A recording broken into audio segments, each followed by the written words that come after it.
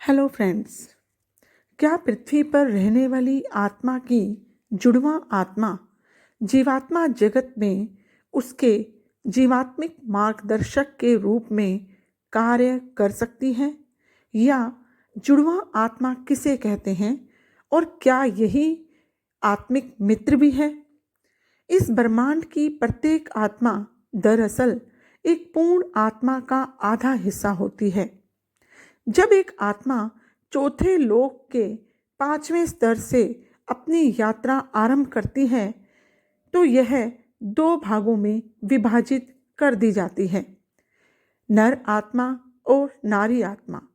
इन मूल नर और नारी आत्माओं का अंत में जाकर 7वें लोक के 9वें स्तर में मिलकर फिर से एक पूर्ण आत्मा बनना होता है। इन आत्माओं को ही जुड़वा आत्माएं कहा जाता है।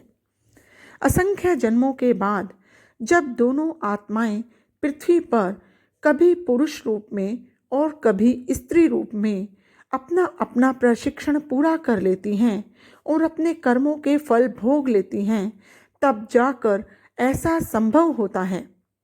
इसके बाद ही 7वें लोक के 9वें स्तर पर दोनों आत्माओं का पुनर्मिलन होता है।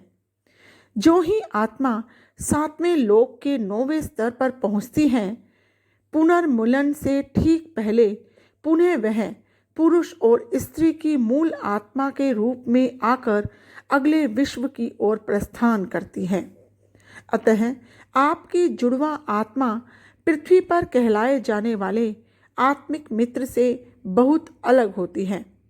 जब आप आत्मिक मित्र शब्द का प्रयोग करते हैं तो यह उसके लिए होता है जिसे आप स्वयं के लिए बहुत ही निकट महसूस करते हैं, लेकिन यह जरूरी नहीं कि वह व्यक्ति आपकी जुड़वा आत्मा हो।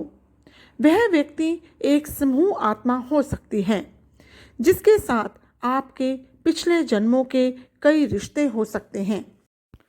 ईश्वर ने एक बार में एक निश्चित संख्या में आत्माओं का सृजन किया। जन्म जन्मांतर तक ये आत्माएं एक दूसरे के प्रति प्रेम के कारण पृथ्वी पर एक साथ एक ही समूह में अवतरित होती हैं, ताकि वे एक दूसरे को आध्यात्मिक रूप से ऊपर उठने और एक बेहतर जिंदगी जीने में मदद कर सकें। इन आत्माओं को समूह आत्माएं कहते हैं।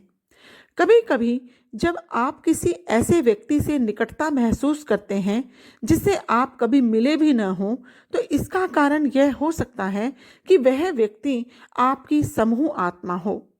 समूह आत्माएं आपके माता पिता, बच्चे, पड़ोसी अथवा दोस्त हो सकते हैं।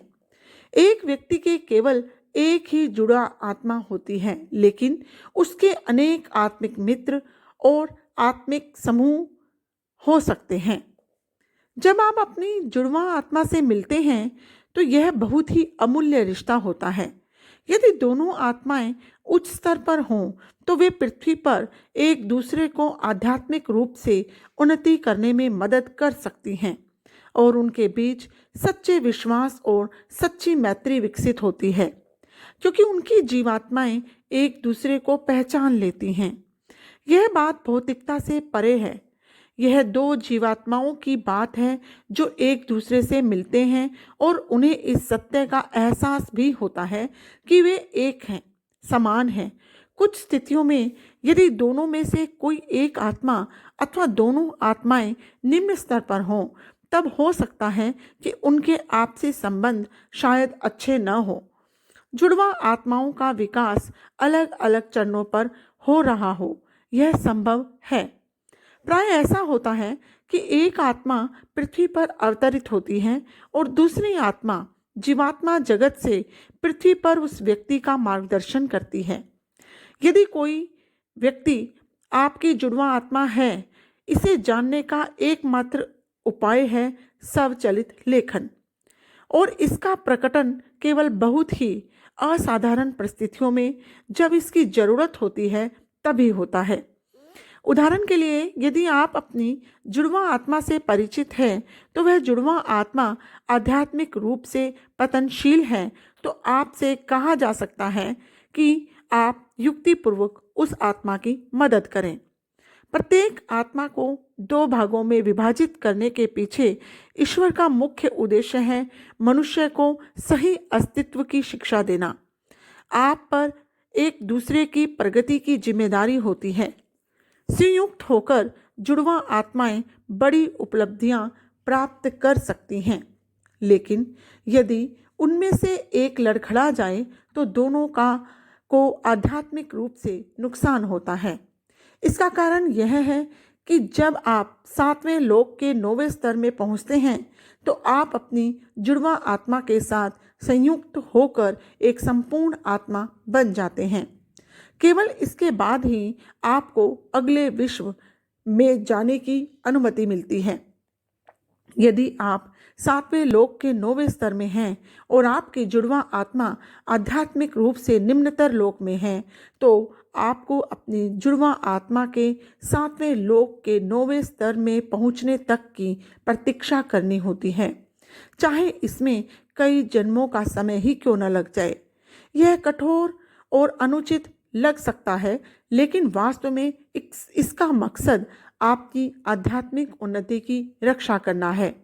इस वजह से चाहे जो भी हो, कोई ना कोई ऐसा अवश्य होता है जो आपके लिए प्रार्थना करता है और आपकी आध्यात्मिक उन्नति के लिए अपनी ओर से सर्वोत्तम प्रयास करता है।